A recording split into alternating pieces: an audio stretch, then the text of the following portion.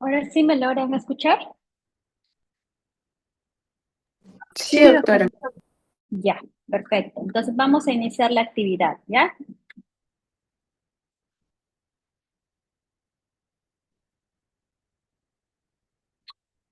Ya. Entonces vamos a hablar hoy día sobre dos patologías que tienen que ver con la hormona del cortisol, ¿ya? Que es la enfermedad de Cushing y la insuficiencia suprarrenal o enfermedad de Addison, ¿ya? Vamos a iniciar con la enfermedad de Cushing, ¿ya? A ver.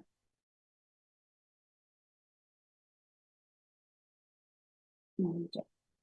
Bueno, cuando nosotros nos referimos a enfermedad, nos referimos, enfermedad quiere decir que hay un tumor a nivel de la hipófisis y este tumor es secretor de ACTH. Entonces, este tumor secretor de ACTH va a secretar cortisol y por ende va a haber un hipercortisolismo, ¿ya? Entonces, cuando nosotros, antes de tocar el punto de enfermedad de Cushing, quiero hablar sobre el síndrome de Cushing, que es muy frecuente, ¿no?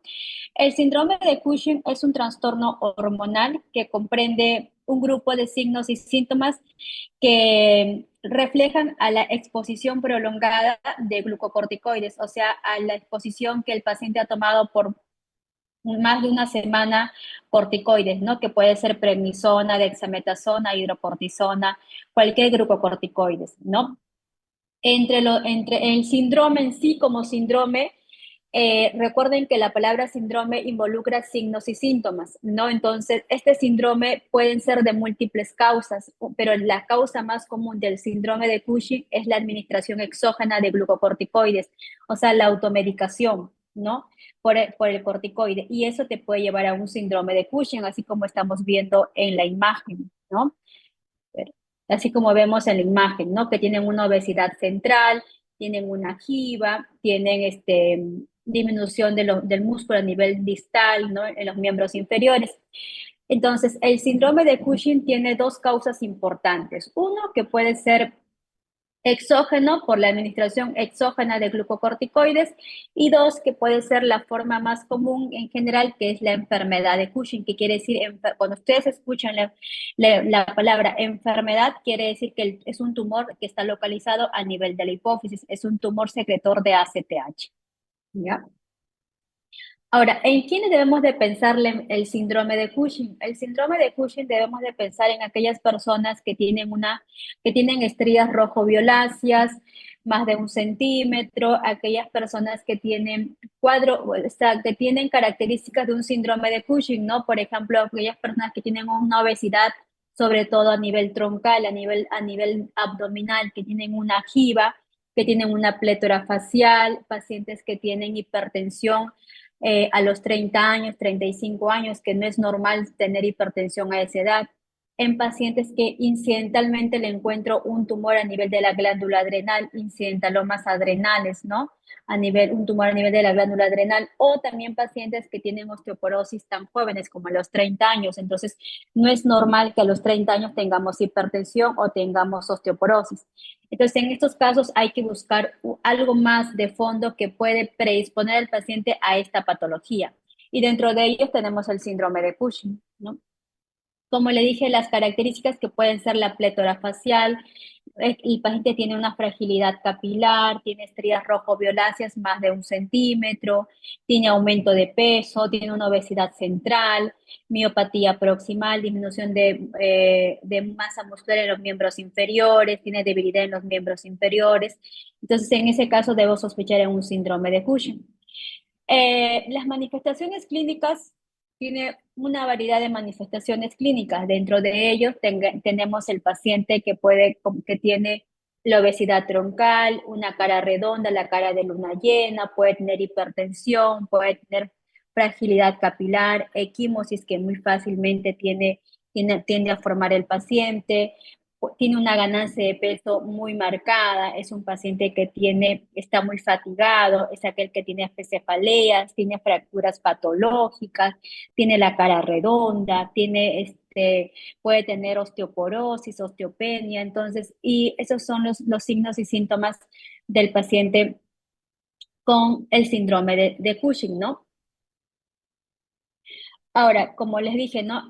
Lo más importante es sospecharlo, ¿no? Sospechar este hipercortisolismo, este exceso de cortisol que al paciente lo lleva a un síndrome metabólico, ¿no? Recuerden que el cortisol tiene que ver con el metabolismo de lípidos, con el metabolismo de glucosa, entonces tiene que ver con el sodio-potasio, entonces tiene múltiples funciones a nivel de nuestro cuerpo, ¿no? Entonces, ¿en quién debo sospechar, no? ¿En quién debo sospechar? Como le dije, todo el cuadro clínico que le he mencionado, signos y síntomas. Por ejemplo, el paciente que tiene obesidad, el paciente que tiene debilidad muscular proximal, estrías rojo-violáceas, no estrías nacaradas, no estrías blancas. Las estrías blancas son en pacientes que tienen obesidad, que han bajado de peso, pero las estrías moradas, violáceas, no es normal. Eso está compatible con un síndrome de Cushing. También se puede presentar el síndrome de Cushing en niños, ¿no? Que tienen una disminución del crecimiento de la talla, ¿no? O una disminución o una ganancia continua de peso. Entonces también se puede presentar en niños, ¿no? Ahora, otras manifestaciones también que debemos sospechar en qué pacientes, como les dije, pacientes con hipertensión que debutan tan jóvenes, ¿no? La hipertensión en gente joven a los 30 años, 40 años, no es algo muy frecuente. Entonces, en este tipo de casos hay que descartar que no sea una hipertensión secundaria, ¿no? A una endocrinopatía, que puede ser a un hiperaldosteronismo, que puede ser a un síndrome de Cushing. Entonces, hay otras causas de hipertensión endocrina secundarias, no necesariamente una hipertensión primaria, ¿no?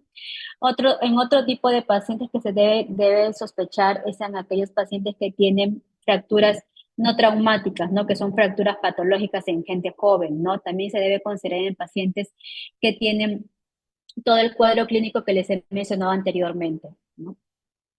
Ahora, entonces, ¿cómo diferenciamos entre síndrome y enfermedad? Entonces, síndrome, como les dije, son los signos y síntomas que puede presentar el paciente, que es algo general, algo genérico, ¿no? El síndrome de Cushing, que puede ser una de las causas exógenas por la administración que yo he tomado corticoides de forma prolongada. Por ejemplo, hay pacientes con asma que toman corticoides por meses, entonces hacen un síndrome de Cushing de causa exógena. Y otra causa del síndrome de Cushing es la enfermedad. El tema que vamos a tocar es enfermedad de Cushing, que quiere decir que tenemos un tumor a nivel de la hipófisis, que es un tumor secretor de ACTH. Este tumor secretor de ACTH estimula la glándula adrenal a producir cortisol y hay hipercortisolismo, hay un exceso de cortisol. Y este exceso de cortisol se va a manifestar en signos y síntomas en el paciente, ¿no?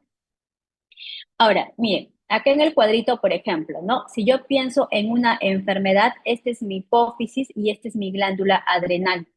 Entonces, en mi hipófisis, lo azul es el tumor es el tumor, el adenohipófisis, en la adenohipófisis es un tumor de hipófisis, productor de ACTH. Esta ACTH va a estimular a nivel de la glándula adrenal y esta estimulación va a hacer de que produzca cortisol. Por ende, voy a tener en el paciente con enfermedad de Cushing ACTH elevada y hipercortisolismo, el cortisol elevado a nivel periférico. ¿Qué examen voy a pedir? El cortisol libre urinario, ¿no? Se va a evaluar con el cortisol libre urinario y una serie de exámenes que lo vamos a desarrollar más adelante. De ahí tenemos si es una neoplasia suprarrenal, que es un tumor a nivel de la glándula, a nivel de la glándula adrenal. Este tumor, ¿qué manifestación qué va a tener? Va a haber exceso de cortisol y este exceso de cortisol por feedback va a haber una ACTH pues disminuida, ¿no? Es lo que espero tener si es una lesión es a nivel periférico, no la lesión es a nivel de la glándula, ¿no? Y por ejemplo, ¿cuáles son? Cuando yo tengo un paciente con un síndrome de Cushing, voy a diferenciar de qué causa es. ¿Es ACTH dependiente o ACTH independiente? Cuando es ACTH dependiente, entonces, como ven acá en el cuadrito, estoy pensando en un síndrome de Cushing. O sea, es un tumor a nivel de la hipófisis, que es un tumor productor de ACTH. Y si es ACTH independiente, quiere decir que la lesión está a nivel periférico, a nivel de la glándula suprarrenal. Si es ACTH dependiente, por ende voy a tener la ACTH elevada, ¿no? Y el cortisol elevado. Si es ACTH independiente, voy a tener cortisol elevado a nivel periférico y ACTH disminuido, ¿no? Y otras causas de hipercortisolismo puede ser el alcoholismo, puede ser la gestación y la obesidad también, que es una de las causas de hipercortisolismo. Pero el punto que vamos a tratar es la enfermedad de Cushing. Entonces, recuerden que cuando hablamos de enfermedad de Cushing, estamos hablando de ACTH dependiente, o sea, el ACTH está elevada. Otras causas de ACTH dependiente puede ser un tumor ectópico, ¿no? De ACTH que puede ser a nivel pulmonar, un tumor neuroendocrino. Otra causa de ACTH dependiente puede ser una hiperplasia macronodular adrenal, que son bien raros, son alteraciones genéticas, ¿no? Dentro de las ACTH dependientes, la causa más frecuente es la enfermedad de Cushing, que es un tumor a nivel de la hipófisis productor de ACTH. Este exceso de ACTH va a estimular a mi glándula adrenal a elevar el cortisol. Ahora, tengo que diferenciar cuando tengo un síndrome de Cushing, ¿es ACTH independiente o ACTH dependiente? Si es ACTH dependiente, tengo dos opciones, o sea, mi ACTH está elevada y tengo la opción de un tumor a nivel de la hipófisis o un tumor a nivel ectópico, o sea, puede ser un tumor productor de ACTH que está localizado a nivel pulmonar. Entonces, cuando tengo la ACTH elevada, tengo dos opciones, que la lesión está a nivel de la hipófisis o a nivel ectópico, que una de ellas es a nivel pulmonar. Si es ACTH independiente y la ACTH está baja por debajo de 20, por debajo de 10, la lesión está a nivel de la glándula adrenal, a nivel periférico. Entonces, por ende, tengo una ACTH baja y un cortisol elevado. En la enfermedad de Cushing, cuando hablamos de enfermedad, como le dije, estoy pensando que es un tumor productor de ACTH. Es un tumor productor de ACTH y este tumor, el 90% son microadenomas, ¿no? Microadenomas quiere decir que es un tumor de menos de 10 milímetros y macroadenomas son tumores mayores de 10 milímetros. Entonces, este tumor productor de ACTH, la gran mayoría son microadenomas, ¿no? Son microadenomas. Es bien raro que sea macroadenoma. Macroadenomas normalmente pensamos en un tumor productor de GH, por ejemplo, en acromegalia, pensamos macroadenomas. Pero en enfermedad de Cushing, la gran mayoría son microadenomas, son tumores menores de 10 milímetros. Y la edad de presentación, lo más frecuente es de 25 a 45 años, ¿no? De ahí, por ejemplo, ¿no? Mire, esto es lo normal, lo fisiológico, lo que debe suceder normalmente. Este es mi hipotálamo, mi hipófisis, mi adenihipófisis y mi glándula suprarrenal, que es el gorrito que está localizado encima del riñón, ¿no? Mi suprarrenal. Entonces, yo a nivel de mi hipotálamo hay la CRH, ¿ya? Y esta CRH estimula a nivel de la adenihipófisis a la ACTH, a la corticotropina. Esta hormona liberadora de corticotropina estimula a la adenihipófisis a secretar ACTH y esta ACTH estimula a nivel de la glándula suprarrenal a la producción de cortisol. Si yo tengo una lesión, un tumor a nivel de la hipófisis, que es el puntito rojo, entonces este tumor es autónomo, va a producir ACTH y esta ACTH va a estimular a nivel del cortisol y va a ser como un ciclo vicioso, que siempre vamos a tener la ACTH alta y el cortisol alto. Entonces, es cuando tenemos un tumor a nivel de la hipófisis, es lo que esperamos en las pruebas dinámicas. Entonces, lo que esperamos es ACTH alto y cortisol elevado, ¿no? Como les dije, este tumor de hipófisis, la gran mayoría son microadenomas y la gran mayoría, más del 90%, son benignos. Es bien raro que un tumor de hipófisis sea maligno, ¿no? Y estos tumores malignos son bien raros y esta enfermedad de Cushing es más frecuente en las mujeres. Como le dije, no todas las endocrinopatías más frecuentes son en mujeres, es bien raro en varones, estamos más o menos en una relación de 5 a 1, ¿no? Entonces, acá tenemos el hipotálamo, ¿no? El hipotálamo y la hipófisis, tenemos la adenihipófisis y la neurohipófisis. A nivel de la adenihipófisis hay la hormona liberadora, se segrega la ACTH, ¿no? Y esta ACTH estimula a nivel de la glándula adrenal a la producción de cortisol. Si yo tengo un tumor localizado a nivel de la hipófisis, es un tumor autónomo productor de ACTH y por ende va a producir un exceso de cortisol. Y este exceso de cortisol se va a manifestar en el cuadro clínico de los signos y síntomas de un síndrome de Cushing. Este es el ritmo circadiano, que es lo normal, ¿no? Lo normal es que nosotros a las 8, nosotros tenemos un ritmo circadiano. Lo normal es que el cortisol a las 6, 8 de la mañana se eleve. Es lo normal. Va bajando hasta las 10, mediodía, y hay una pequeña elevación como a las 4 de la tarde. Y de ahí en la noche, como a partir de las 6, empieza a descender, que ya es hora de dormir. Entonces, este es un ciclo normal de un ritmo circadiano. Entonces, ¿cómo es el ritmo circadiano en un paciente con una enfermedad de Cushing? Miren, es así. Todo el día está elevado, o sea, no hay una curva como la anterior, que tenemos una subida, una bajada, que tenemos una subida y una bajada. En cambio, en los pacientes con enfermedad de Cushing siempre están en subidas, siempre la tienen alta. Entonces, es lo que le llamamos el ritmo circadiano roto, ¿no? Que el paciente está con el hipercortisolismo. Entonces, ¿qué cuadro clínico en quién debo sospechar? ¿No?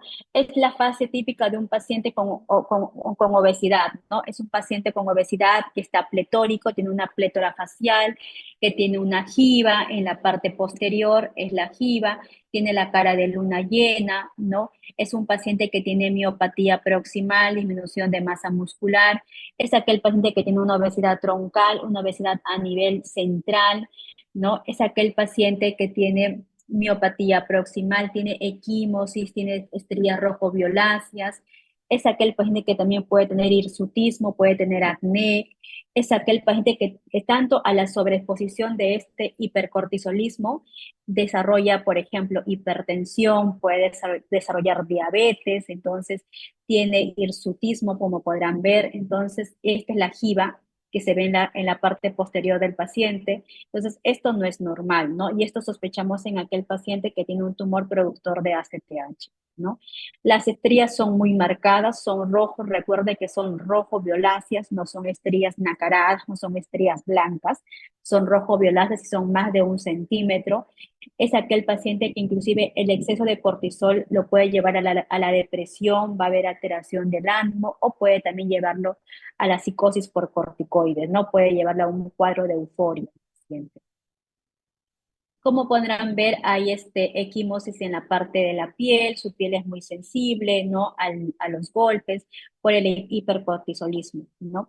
Es aquel paciente con obesidad que tiene amenorrea, que tiene intolerancia a la glucosa, puede tener prediabetes o diabetes. Es aquel paciente que inclusive puede tener el exceso de cortisol, o puede llevar a tener un infarto, un ACV o un tromboembolismo, ¿no?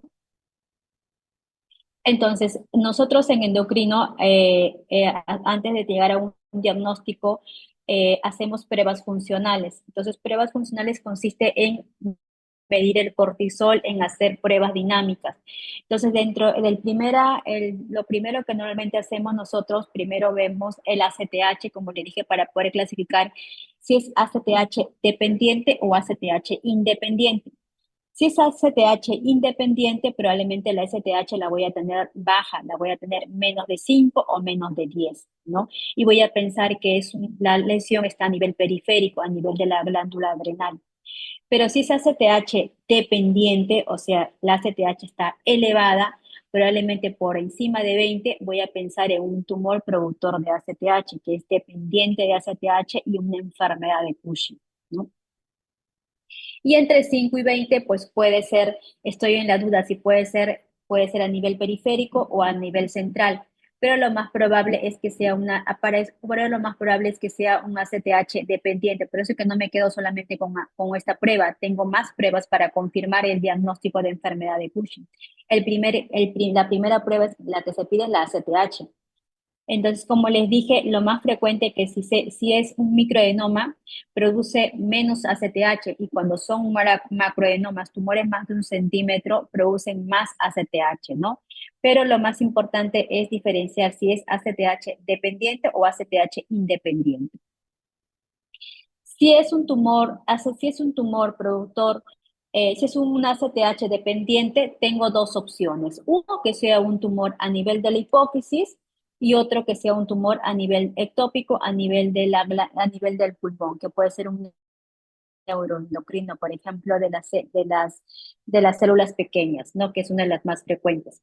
Entonces, ¿y qué es lo que normalmente en un paciente con una enfermedad de Cushing, con un tumor a nivel de la hipófisis ACTH dependiente, la gran mayoría son pacientes obesos, ¿no? En cambio, cuando tengo un paciente con productor de ACTH y es de causa ectópica, que la lesión está a nivel periférico, son pacientes delgados, ¿no? Son pacientes flacos, no son pacientes con tanto cuadro clínico como el síndrome de Cushing, que normalmente lo que esperamos encontrar es un paciente obeso, ¿no? Ahora, la evaluación inicial, cuando yo, ¿cómo evalúo el hipercortisolismo? Entonces, evalúo primero, solicito mi ACTH para saber si es ACTH dependiente o ACTH independiente. Después de evaluar, saber si es una ACTH dependiente y es un tumor productor de ACTH, pues voy a seguir el siguiente algoritmo. Voy a pedir al paciente un cortisol salival nocturno que lo realizo con un hisopo y le mide el cortisol a las 10 de la noche o a las 11 de la noche. Entonces, como les dije, lo normal, lo que esperamos a las 10 de la noche, 11 de la noche, es que el cortisol esté bajo. Pero en estos pacientes que tienen un tumor productor de ACTH y tienen hipercortisolismo, el cortisol está elevado. Encontramos un cortisol elevado. Entonces, también solicito el cortisol libre urinario. Entonces, que yo junto la orina las 24 horas y mido el cortisol libre, que es mucho más sensible que medir el cortisol sérico. Entonces, acá lo normal del cortisol libre urinario es, por ejemplo, lo normal es por debajo de 80, pero en este tipo de pacientes lo tengo en 500, en 1000 el cortisol libre urinario, 3 veces más del nivel normal. Y necesito 2 pruebas positivas para confirmar el hipercortisolismo. Y tengo otro examen más que tengo el test de supresión con DEXA-1, que es el DEXA-1. ¿En qué consiste este test con DEXA-1? Consiste en que yo al paciente le voy a dar dexametasona 1 miligramo a las 10 de la noche, 11 de la noche. Y le voy a medir el cortisol en la mañana, el cortisol sérico a las 8 de la mañana. Y lo que espero es, si el paciente tiene hipercortisolismo, tiene un tumor productor de ACTH, lo que espero es que este cortisol sérico al día siguiente está elevado, porque recuerden que si tengo un tumor a nivel del hipófisis es un tumor autónomo, ¿no? Y por más que yo le dé corticoide al paciente, no lo va a bloquear. Igual, el test de 2 miligramos, igual, yo le doy el dexametasona de 2 miligramos a las 10 de la noche y le mido el cortisol al día siguiente a las 8 de la mañana. Y lo que espero en una enfermedad de Cushing es el cortisol sérico elevado, ¿no? Esta es la sospecha que tengo. Así inicio mi estudio, mi prueba dinámica en aquel paciente que tengo una sospecha de síndrome de Cushing, que pienso en un hipercortisolismo. Entonces, las pruebas de screening, ya las primeras pruebas que yo hago es el CLU, que tiene que ver con el cortisol libre urinario, el DEXA-1 y el DEXA de 2 miligramos y el cortisol salival. Entonces, con estas pruebas yo puedo confirmar el hipercortisolismo, ¿ya? Y de ahí completo con el DEXA-2, ¿no? Y si estas pruebas salen positivas, estoy frente a un síndrome de Cushing. Pido la ACTH y si la ACTH está elevada, es ACTH dependiente, entonces tengo dos opciones, puede ser una lesión a nivel central o a nivel ectópica. Y si la ACTH está suprimida, estoy pensando que la lesión está a nivel periférico.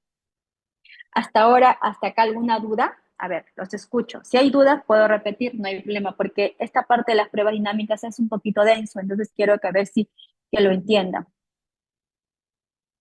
Doctora, disculpe, Ujú. los que son ACTH independiente son flacos, ¿verdad? Sí, cuando tengo ACTH independiente, normalmente es aquellos pacientes que tienen un tumor a nivel pulmonar, que es un tumor neuroendocrino productor de ACTH.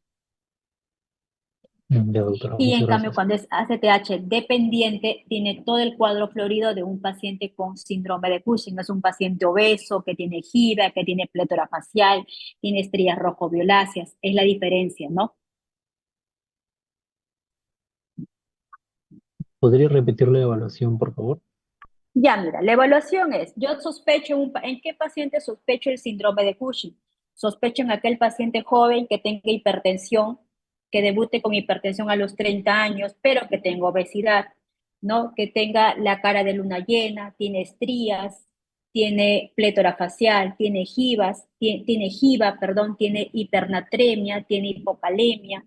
Entonces, en este tipo de casos sospecho un paciente con síndrome de Cushing. Entonces, probablemente algo no está bien en el paciente. Entonces, ¿cómo inicio mis pruebas dinámicas? ¿Cómo inicio el estudio? Primero le pido la ACTH. Si la ACTH está elevada, entonces me voy. La lesión está a nivel central o a nivel ectópico. Y si la ACTH está bajita, la lesión está probablemente a nivel de la glándula adrenal, está a nivel periférico. Entonces, si me sale ACTH elevada, entonces estoy pensando en un ACTH dependiente, o sea, es un tumor de hipófisis, ¿no? O un tumor ectópico. Ahora, ¿cómo empiezo también? De ahí que sigue, pedir mi screening, mi club, mi cortisol libre urinario. Entonces le pido al paciente que junte la orina 24 horas por 2 días y le mide el cortisol libre urinario. Lo normal del cortisol libre urinario es que lo tengamos por debajo de 80 aproximadamente. Entonces, en estos pacientes con hipercortisolismo están 3 veces del valor normal. O sea, lo tienen en 500, 1000, yo he visto hasta 1500 el cortisol libre urinario. Mi siguiente prueba es el DEXA-1. Fisiológicamente, lo normal en alguien que no tenga un tumor de hipófisis, si yo me tomo el corticoides hoy día a las 10 de la noche, una dexametasona de 1 miligramo y me mido mañana el cortisol a las 8 de la mañana sérico, ¿cómo estaría mi cortisol? Fisiológicamente, sin que yo no tenga un tumor de hipófisis, ¿qué pasaría? ¿Qué esperaría encontrar con mi cortisol? Si yo no tengo un tumor, pero me tomé hoy día corticoides a las 10 y me mide el cortisol en la mañana, ¿qué pasaría? ¿Mi cortisol sérico de la mañana estaría bajo o elevado? Bajo, ¿Elevado? doctora. Bajo, porque me va a bloquear mi eje.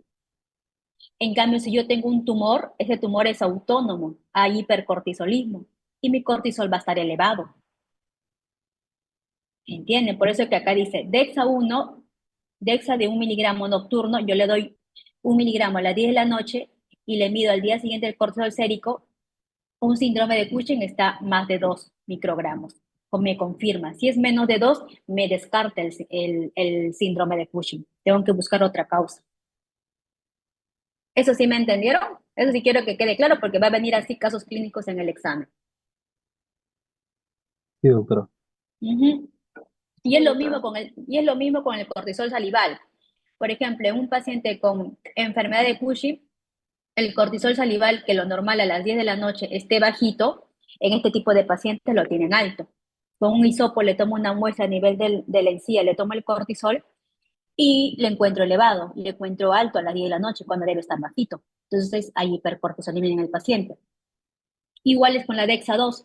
La única diferencia es que le voy a dar 2 miligramos de dexametasona y le voy a medir el cortisol temprano. Entonces, en este tipo de casos, si el cortisol está alto, estoy confirmando el hipercortisolismo. Alguien me está escribiendo, ¿verdad? Ah, registran su asistente. ¿No? Ya. Hasta ahora sí, todo claro. ¿Sí? Sí, doctora, mejor, gracias. ¿Sí? Ya, listo. Seguimos avanzando. Ya, entonces el diagnóstico, como les dije, hacemos con el club, con el cortisol libre urinario, que algunas literaturas dicen 3 veces del valor normal, 4 veces del valor normal del límite. Entonces, la mayoría de los pacientes con síndrome de Cushing, y pienso que es una enfermedad, lo tienen en 500, 1000, yo he visto en 1500, en 2000 de cortisol libre urinario. ¿Ya? Entonces necesito 2 muestras como mínimo. Y la prueba de DEXA-1, que es la prueba que yo le doy dexametasona de 1 miligramo a las 11 de la noche o a las 10 de la noche y le mido el cortisol sérico en la mañana a las 8 de la mañana y lo que espero es una no supresión, ¿no? Entonces que esté elevado. Igual es la prueba con dexa de 2 miligramos, le doy dexametasona de 2 miligramos a las 10, 11 de la noche y le mido el cortisol al día siguiente a las 8 de la mañana.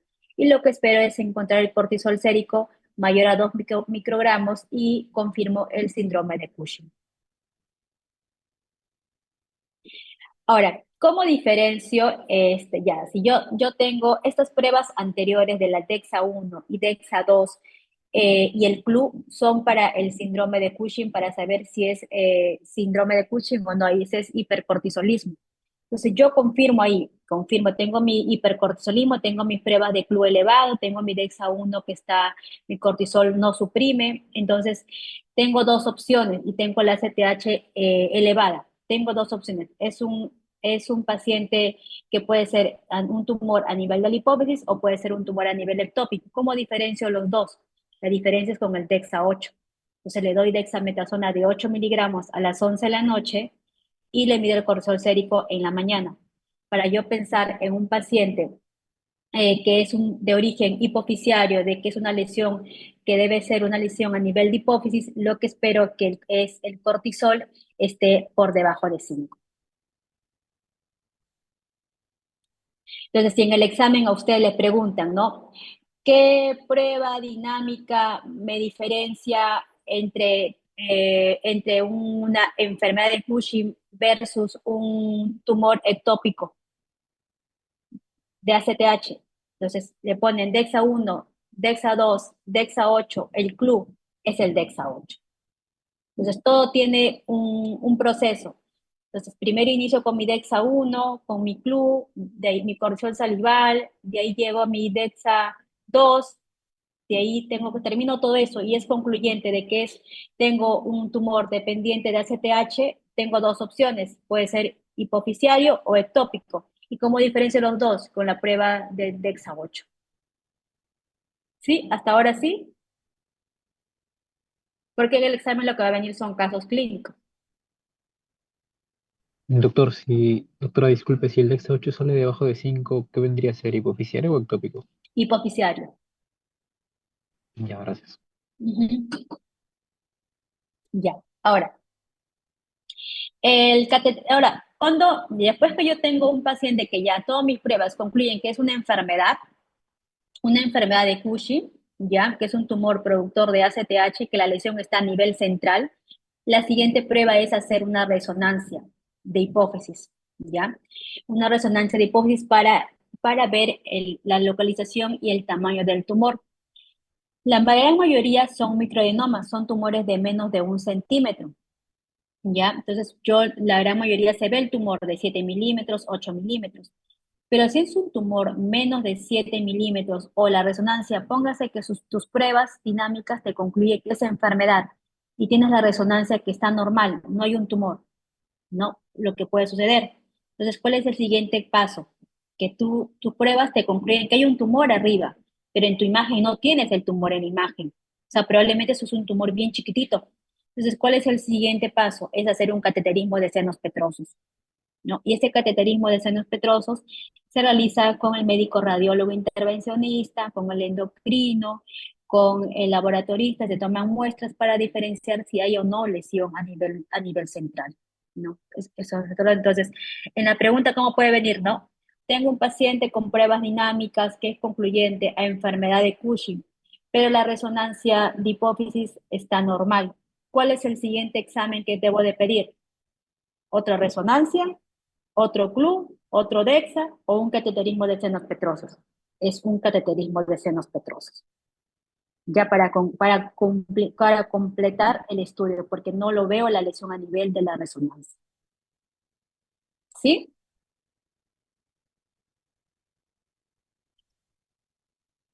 Sí, doctora. Ujú. Estoy dando todas las preguntas, ¿ah? Después no me digan que no les he dado.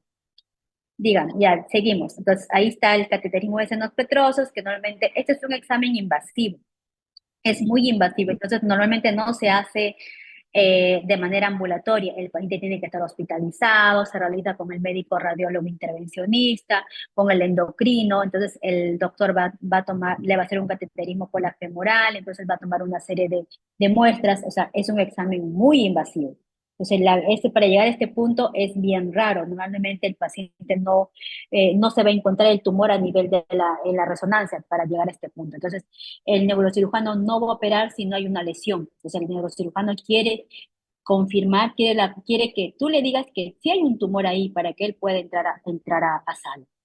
Si no es concluyente, no va a entrar el neurocirujano. Por más que tengas todo el cuadro clínico, necesitas el cateterismo.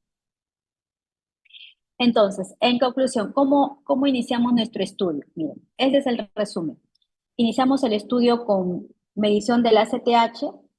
Si el ACTH está alta, es un ACTH dependiente, estoy frente a un síndrome de Cushing. Tengo dos opciones, ¿no? Que puede ser un tumor productor de ACTH o una ACTH ectópica. Si es un tumor productor de ACTH, que es una resonancia de hipófisis. Si el tumor es muy chiquitito, es menos de 6 milímetros, me voy a un cateterismo. O si el tumor es de más de seis milímetros y yo tengo mis pruebas dinámicas confirmatorias, no tengo por qué ir a un cateterismo, pero si mis pruebas dinámicas están en duda, hay pruebas que me dicen que sí, hay pruebas que me dicen que no, y hay en duda si hay o no hay lesión, pues, y en mi resonancia es un tumor que es más de 6 milímetros, también puedo ir a un cateterismo de senos petrosos. ¿Ya? Entonces, lo más importante acá, a dónde quiero llegar, es que ustedes, primero, cuando ustedes tienen un paciente que sospechan de un síndrome de Cushing, es que lo sepan identificar. ¿Cuáles son los signos y síntomas? Es muy importante porque todo paciente obeso no es que tenga hipercortisolismo, ¿no? Porque a veces me viene a la consulta y vengo que me mida mi cortisol. No, porque el cortisol es, como ustedes habrán visto, el cortisol tiene un ritmo circadiano. O sea, el tema de la obesidad, sí, a los pacientes obesos hay que descartarle que no tenga síndrome de Cushing, pero sobre todo tengo que ver la clínica, si tiene la plétora facial, si tiene las estrías rojo-violáceas, si tiene la jiba, o sea, tiene que haber un cuadro clínico para yo pedir toda esa serie de exámenes. No es que ya le pida solamente el cortisol. Entonces, porque ahora se ve mucho en tema de que me midan mi cortisol, me midan mi cortisol porque por eso es mi obesidad. No, la obesidad puede ser por múltiples causas. Claro que dentro de las causas del síndrome de Cushing, pero tiene que haber un cuadro clínico en el paciente para poder yo pedir todas esas pruebas dinámicas. Y como le dije, la resonancia de hipófisis es la mejor prueba para yo poder distinguir si hay un tumor o no productor de ACTH, ¿ya? ¿Y cuál es el tratamiento? Bueno, el tratamiento de un paciente con enfermedad de Cushing, el tratamiento es quirúrgico, es la cirugía. Es realizar una cirugía, se hace la interconsulta a un neurocirujano para que realice la cirugía y la extirpación del tumor, que puede ser una cirugía abierta o puede ser transefenoidal. Lo más probable, si es un microenoma, es transefenoidal, que es por la nariz. Y si a pesar de que es un tumor que sea muy raro y es muy grande, es un macroenoma que comprime los vasos, la carótida y no puede el neurocirujano tocarlo, pues iría a radioterapia el paciente. O también hay tratamiento médico, ¿no? Con inhibidores de las enzimas suprarrenales. Pero el tratamiento de elección, si ustedes le preguntan, ¿no? El tratamiento de elección en la enfermedad de Cushing es quirúrgico, ¿no? Ese tratamiento es quirúrgico, es el tratamiento de elección. Y cuando el neurocirujano va a ingresar y va a sacar ese tumor, probablemente el paciente va a quedar con hipopituitarismo, ¿no? Entonces, probablemente el paciente posteriormente va a tener que tomar levotiroxina y va a tener que tomar corticoides, ¿no? Pero a dosis fisiológica, dosis mínima. Y si el neurocirujano no pudo quitar todo el tumor, el siguiente paso es que el paciente vaya a radioterapia. ¿Alguna duda hasta ahora? Doctora, ¿en qué tipo de tratamiento el paciente queda con hipopituitarismo? En la cirugía, porque el neurocirujano va a curetear, o sea, va a quitar todo el tumor, va a sacar toda la hipófisis Sí, y va a quedar gracias. con hipopituitarismo.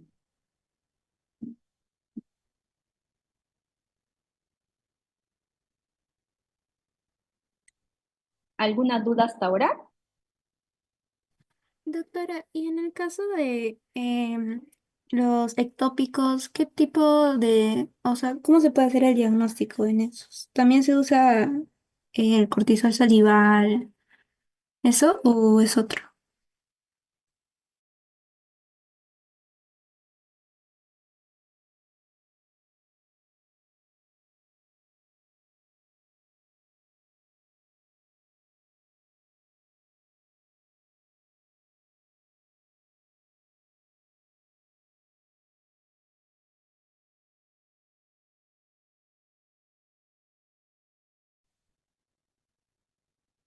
¿Alguna duda hasta ahora?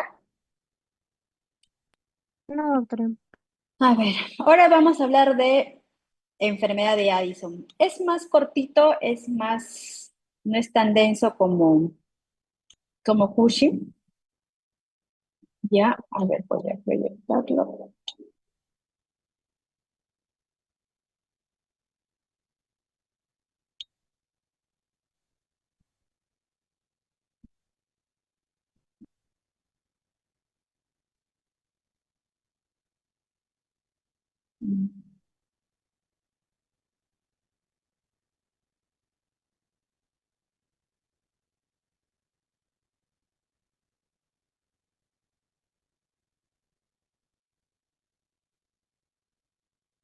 Ya.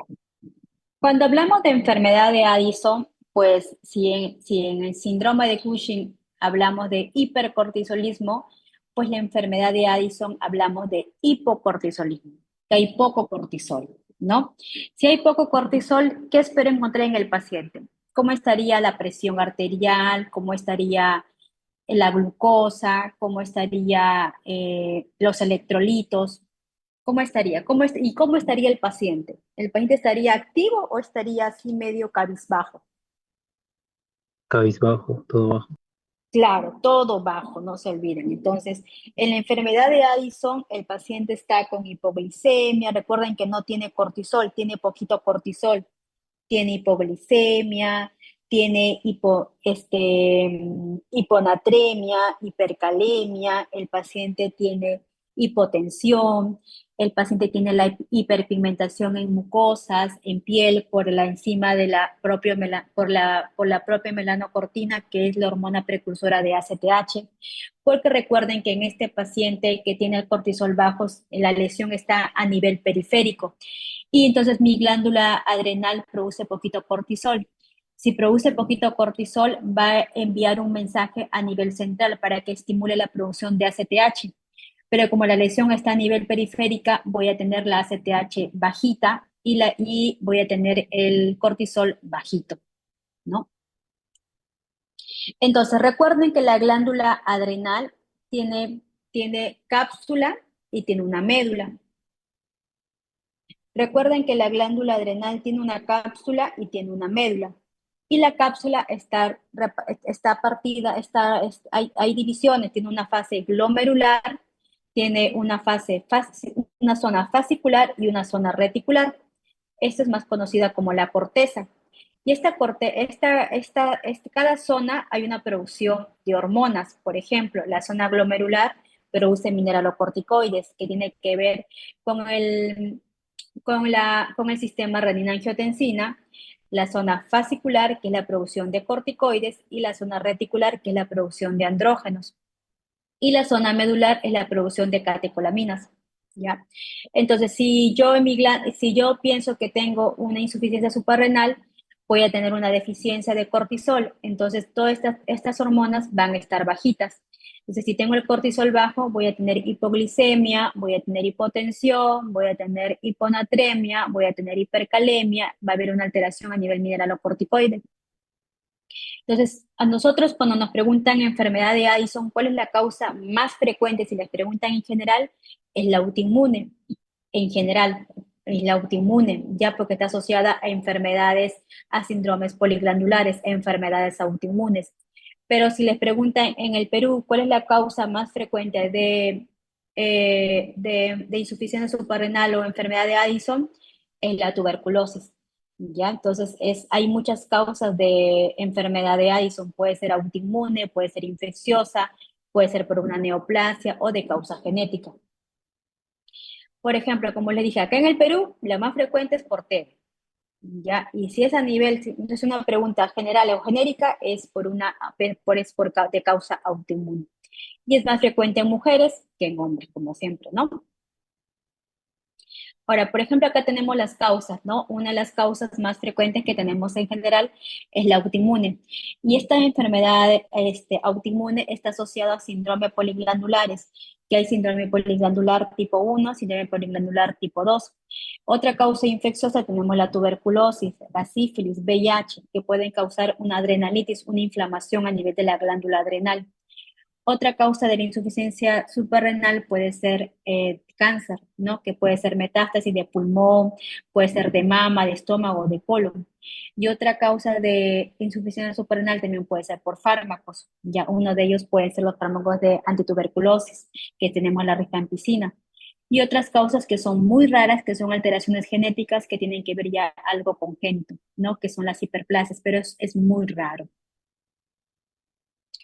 Ahora, acá en el cuadrito tenemos los síndromes poliglandulares, que son síndromes autoinmunes, ¿no? Que si yo pienso en un paciente con enfermedad de Addison que es de causa autoinmune, entonces tengo que descartar otras posibles asociaciones que puede tener.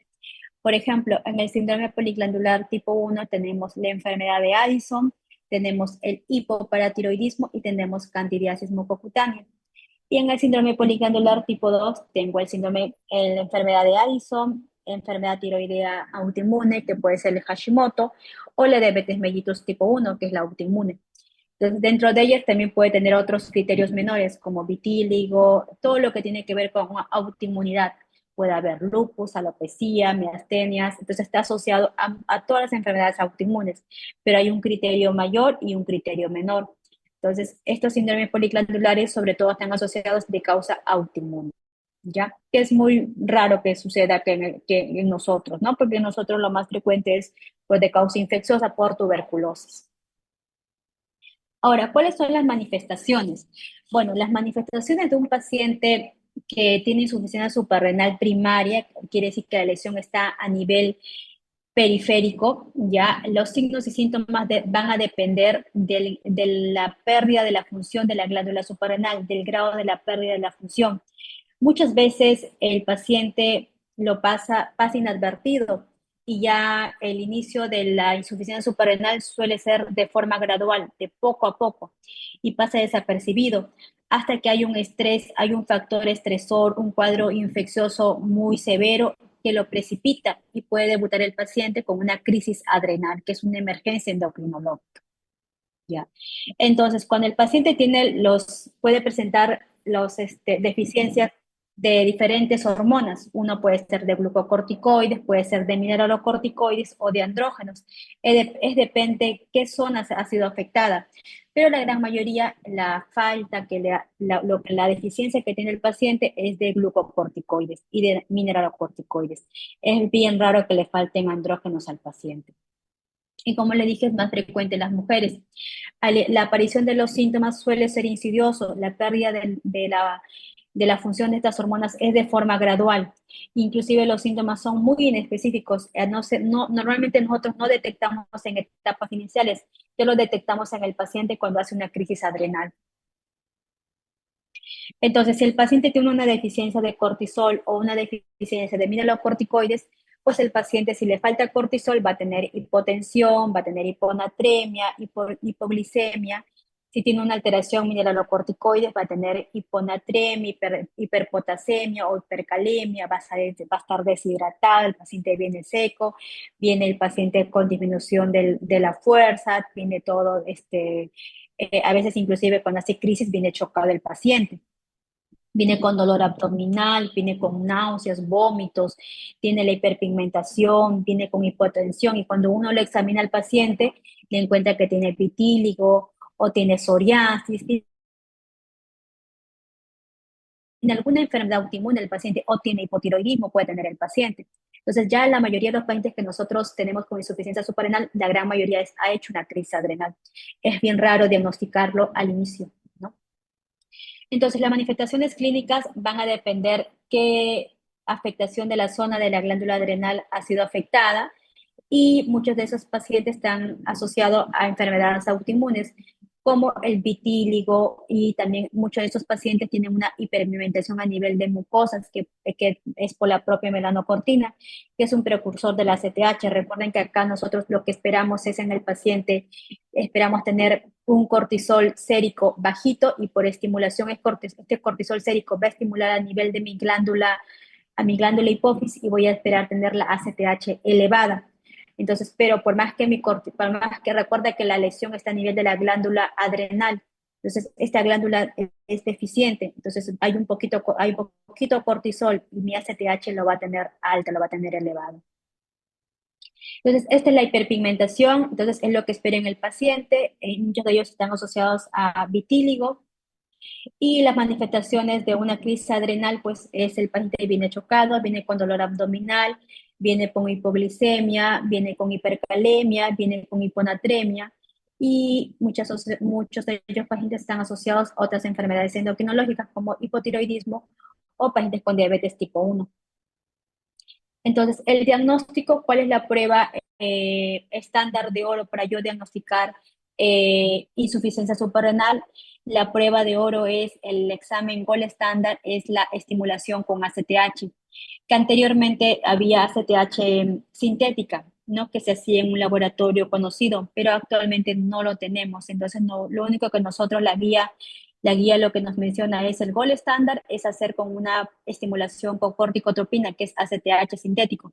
Pero si no tenemos este medicamento para hacer la estimulación, pues si tenemos un cortisol sérico por debajo de 5 o por debajo de 3 y una CTH elevada, ya es confirmatoria de una insuficiencia suprarrenal. Ya no hay prueba más que hacer, ¿no?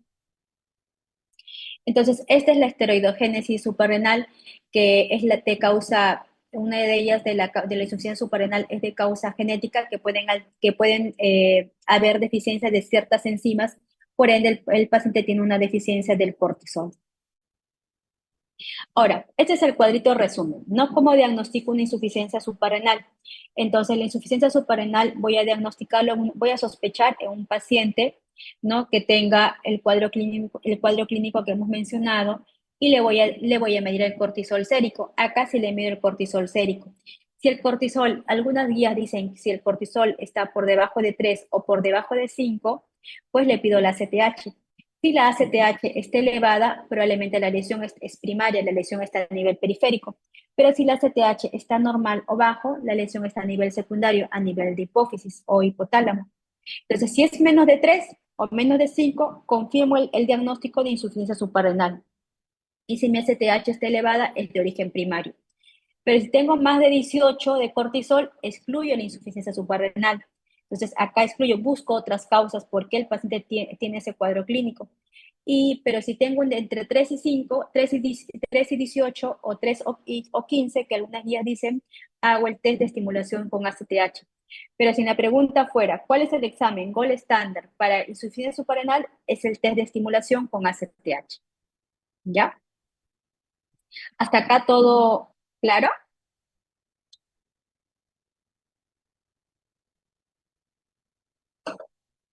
Doctora dijo que si el Uh -huh. cortisol estaba a menos de 5 y la CTH alta ya era suficiente para diagnosticar, ¿verdad? Sí. Sí, algunas guías dicen menos de 5, otros dicen menos de 3.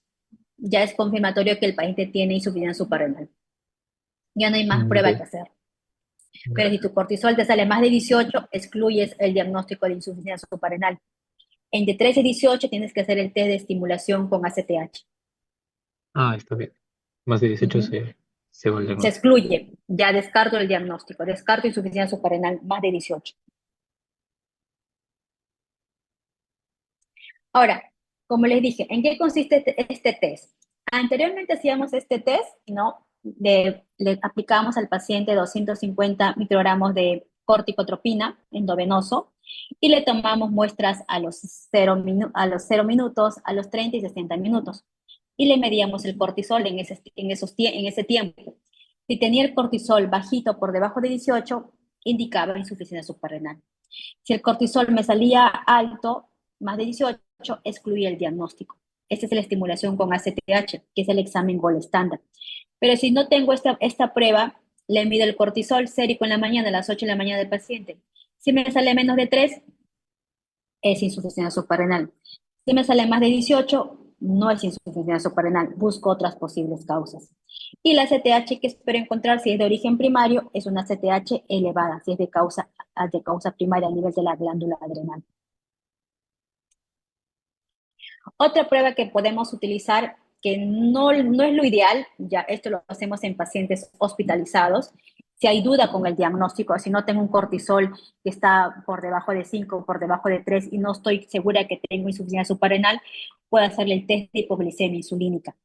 Pero esto se hace en en hospitalización, ya tengo que preparar al paciente, es con todo un equipo, porque lo voy a someter al paciente a hipoglicemia. ¿Y qué es lo normal si yo me someto a hipoglicemia? ¿Qué es lo normal? ¿Qué es lo normal que puede suceder? Que mi cortisol a dónde debe subir o debe de bajar? Lo normal, si estoy en hipoglicemia. Debe Debería subir. subir. Ujú. Debería subir. En cambio, en estos casos, en pacientes con insuficiencia, no sube, lo tiene bajito. Entonces, yo lo someto a una hipoglicemia al paciente, que haga una glucosa por debajo de 40, le tomo la muestra del cortisol, si a pesar que el paciente está en hipoglicemia y le tomo el cortisol y el cortisol sale bajo, es insuficiencia suprarrenal. Pero si hay una buena respuesta por encima de 20, descarto la enfermedad. Uh-huh. Es otra prueba que podemos hacer. Pero ojo, tengo que estar pendiente del paciente, porque si el paciente hace hipoglicemias puede convulsionar. Entonces, ni bien yo tomo la muestra y ya le coloco la dextrosa para no dejarlo en hipoglicemia al paciente. Y si el paciente me hace, entonces, ¿cuál sería el tratamiento de un paciente con insuficiencia suprarrenal? Entonces, un paciente con insuficiencia suprarrenal, ¿qué le falta? Cortisol. Cortisol. Entonces le voy a dar glucocorticoides. Entonces, ¿qué corticoide le voy a dar? Tengo hidrocortisona, prednisona, dexametasona. Dentro de ellos, ¿cuál es el más fisiológico? El que no te va a causar un síndrome de Cushing, porque tampoco quiero llevarlo a un síndrome de Cushing al paciente, porque le voy a dar corticoides a dosis fisiológica, ¿no? Entonces, el menos nocivo es la hidrocortisona. Entonces, yo lo reparto el corticoide, le voy a dar más o menos 20 miligramos o 15 miligramos de acuerdo a cómo esté el paciente, los electrolitos. Entonces, si opto por darle 25 miligramos de hidrocortisona, entonces le doy 15 en la mañana, o sea, con este corticoide lo que yo voy a simular es el ritmo circadiano. Entonces le voy a dar 15 miligramos a las 8 de la mañana y 10 miligramos a las 4 de la tarde para simular el ritmo circadiano. Si no tengo hidrocortisona, le doy prednisona. Le doy 5 miligramos en la mañana y 2.5 en la tarde. Entonces trato de simular el ritmo circadiano. Trato de no dar dexametasona porque la dexametasona tiene un tiempo de vida media muy larga. Entonces los más recomendados es la hidrocortisona y la prednisona. Y si veo que hay alteración hidroelectrolítica, pues le doy fludrocortisona, ¿no?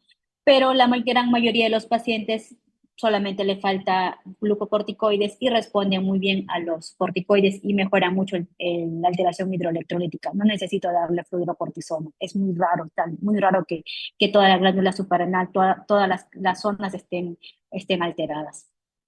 Y otra cosa importante es educar al paciente, ¿no?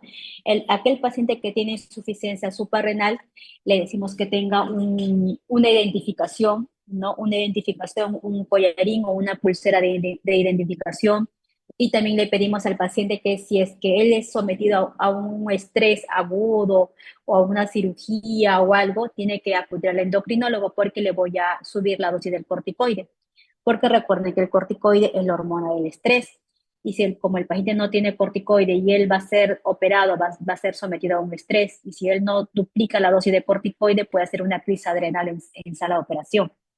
Entonces, cuando nosotros educamos al paciente, si usted, señor, que tiene insuficiencia suprarrenal, se resfría o hace una enterocolitis o una gastroenterocolitis, entonces usted duplica la dosis. Usted toma prednisona 7.5 miligramos al día, toma 15 miligramos hasta que pase el proceso infeccioso. Ah, ya, doctora. Entonces, hasta que pase, usted duplica la dosis y después que pase su proceso infeccioso, vuelve a su dosis habitual. Pero si usted se va a operar, va a hacer algún procedimiento mucho más grande, invasivo, ya nosotros le preparamos al paciente y le colocamos el corticoide vía endovenosa. Entonces, todos esos cuidados tiene que tener el paciente. ¿Ya? ¿Y cómo hago el seguimiento en el paciente? ¿Cómo hago el seguimiento? El seguimiento no le voy a hacer en el paciente con el cortisol, porque lo que yo no espero es que suba el cortisol. El seguimiento lo voy a hacer con los electrolitos y con el cuadro clínico del paciente. Que el paciente no tenga hipotensión, que el paciente no tenga alteración hidroelectrolítica, que el paciente no tenga hipoglicemia. O sea, yo le voy a hacer el seguimiento con el cuadro clínico del paciente, que el paciente ya debe estar más despierto, con más ánimo, y también con los electrolitos. No le hago seguimiento con el cortisol, ¿no? No espero que el cortisol suba. Si el paciente, como le digo, si hace cualquier proceso respiratorio o intestinal, pues le decimos al paciente que duplique la dosis. Pero si el paciente va a ser sometido a alguna cirugía grande, ya le colocamos el corticoide vía endovenosa por el tiempo del acto quirúrgico hasta que el tiempo que el paciente esté hospitalizado, ¿no? Y al alta sale con vía oral. Y si el paciente hace una crisis adrenal, no hace insuficiencia adrenal aguda, no una crisis adrenal, entonces el paciente normalmente a la emergencia viene chocado, viene con hiponatremia, viene con hipoglicemia, viene con hipercalemia. Entonces en el paciente le tengo que dar sí o sí dextrosa, ya ponerle una buena vía, ponerle dextrosa, ponerle un bolo de hidrocortisona de 100 y probablemente le voy a dejar la hidrocortisona cada 8 horas ya de manera permanente por un par de días y después lo voy a pasar a vía oral, ¿no? Entonces, sobre todo es manejar la emergencia que el paciente por lo que ha venido y reponer el corticoide que le falta al paciente. Este es en la crisis adrenal. Y eso normalmente lo debemos hacer en UCI o en un lugar de cuidados críticos en el paciente, ¿no? Y listo. ¿Alguna duda? A ver, chicos, los escucho. ¿Dudas? Doctora, disculpe, ¿la, la prednisona se da 3 veces al día como la No, hidro? sí, Solo una. no. Solo, igual que la hidro le damos dos. Simulamos el ritmo circadiano. Recuerden que el Ujú. ritmo circadiano tiene dos piquitos, un pico en la mañana y un pico en la tarde, ¿no? El mayor pico es en la mañana, entonces ahí le damos un poquito más de dosis. Sí. Entonces yo le voy a calcular al paciente, le voy a dar de hidrocortisona 25, le doy 15 en la mañana y 10 en la tarde, a las 4 de la tarde. Simula el ritmo circadiano. Ya, está bien, doctora, gracias. Ujú. ¿Alguna otra duda?